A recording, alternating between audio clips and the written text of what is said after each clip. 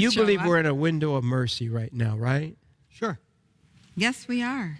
We are, because Planned Parenthood was one of 5 organizations that was given the $90 million That's right. from George and others. That's right. And so what you weren't looking at was you weren't looking at a spontaneous demonstration of outrage among women against Donald Trump. You were looking at well-funded organizations Yep. paying the budget to get people to show up and make a protest. That's what we've got going for us. The media wants you to think that's normal. The left wants you to think this is everywhere. The truth is, they're losing. And they're getting beaten profoundly politically. They're getting beaten everywhere in the country except New York, Massachusetts, and California. That's roughly the last Do 3 people places. really know they're being paid? Do you all know they're being paid? That's why I'm explaining. No, I'm talking about being paid The protest. monthly, being paid a living. Hey, how about this? You get bonuses if you get arrested with some of these groups. In other words, you get extra. You get extra credit if you have a history of being arrested at various events. They're advertising all over the nation, full-time jobs, Yeah, Craigslist will doing hire you. nothing but Yeah. protesting. Yeah.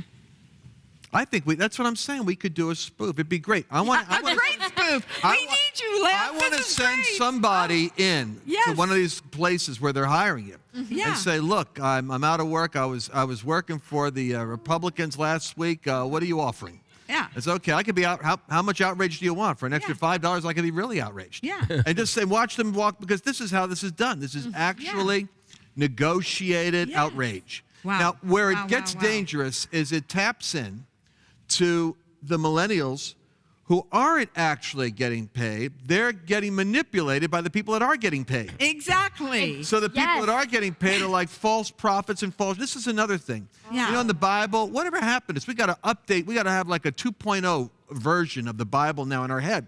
When we read about false prophets, false apostles, and false teachers, when I grew up, it was always beware of the church down the street or this cult over there.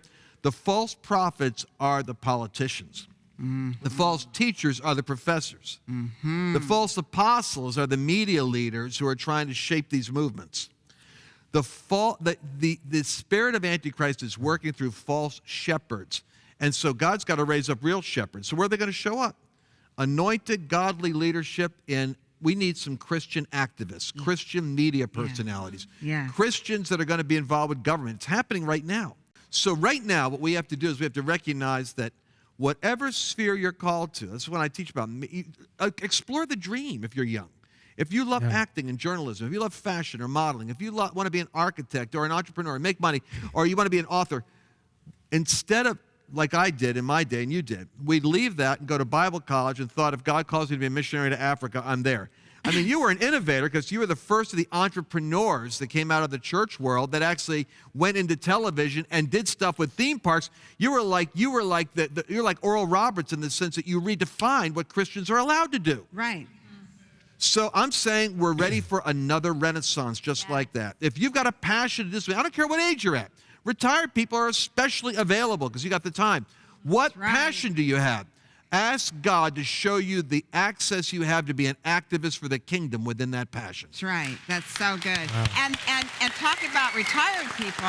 What really blows me away is how many of you are on social media. I mean, you guys have got this thing. Because you have more time than it's true that you have more time. You're getting into it. Literally, if I had all the time in the world, a lot more time than I have, I would be addicted to it because I'm addictive personality anyway, so I totally would be addicted to that. But yeah, I mean, I watched Mondo the whole trip. I'm like, he's on that thing just nonstop. It's just like, I think what needs to happen is that the church needs to learn how to organize itself.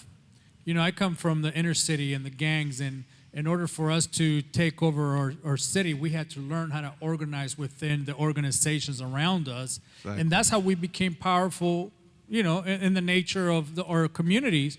The church has failed miserably waiting for other people to organize, and then they show up. Right. We always show up late. Yeah. Right?